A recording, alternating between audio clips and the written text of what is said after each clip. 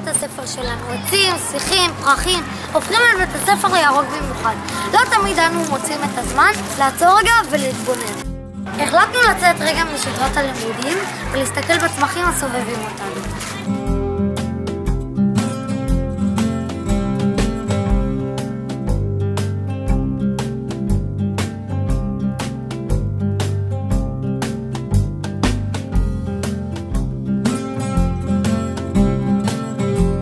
איזה צמח את הכי אוהבת? הכי אוהבת בגן? אני אוהבת את כל הצמחים, איך אפשר לאהוב אחד מסוים? אבל אני מאוד אוהבת פרח מסוים, הוא פרחי קלות, עם פרחים לבנים מאוד מאוד יפים, ועכשיו אנחנו רואים רק עלים בהם, בקרוב יהיה גם פרח, אני באמת מחכה לו, מאוד יפה. קריסה גדולת פרי, או בשמה השני קריסה גדולת פרחים, היא צמח ותיק ומוכר לגננים רבים.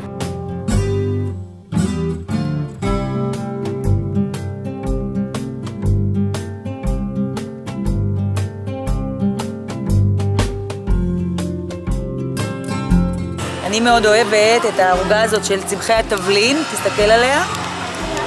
הערוגה הזאת היא ערוגה שמכילה רוזמרין, מרווה, ובעצם אנחנו מכינים איתה תה צמחים, והיא בנויה בצורת ספירלה שמסמלת את המחזוריות של החיים, שהכל חוזר על עצמו.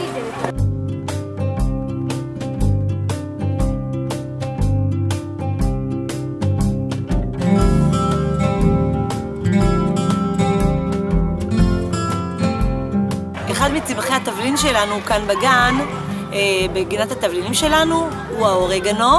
גם הריח שלו נהדר, אפשר למולל את העלה ולהריח אותו. וכמובן, אם אנחנו מייבשים אותו, אפשר לחתוך אותו לחתיכות קטנות ולהוסיף אותו גם לפיצות, גם לספגטי. מאוד טעים.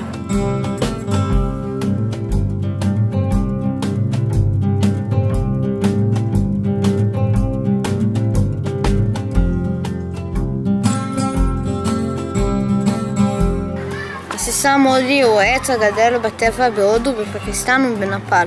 ניתן לראות בישראל עצים שגילם הוא למעלה מ-50 שנה.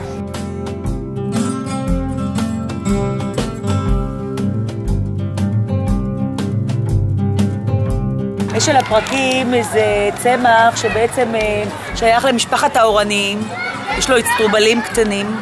צמח שציפורים מאוד אוהבות להיות עליו כי יש לו פרי, ויש בו גם עלים שהם בעצם מנקרות. אנחנו מאוד רואים כאן את הדררות למשל. העץ הזה גדל מאוד וגם נותן צל לגן הבוטני. הוא עץ שהוא די ותיק. יש עוד של פרקים אחד בגן הבוטני הקדמי, והוא ממש רואים איך הוא נע לכיוון האור. קחו לכם מדי פעם כמה דקות פנויות, שבו והסתכלו בטבע הירוק שסביבנו.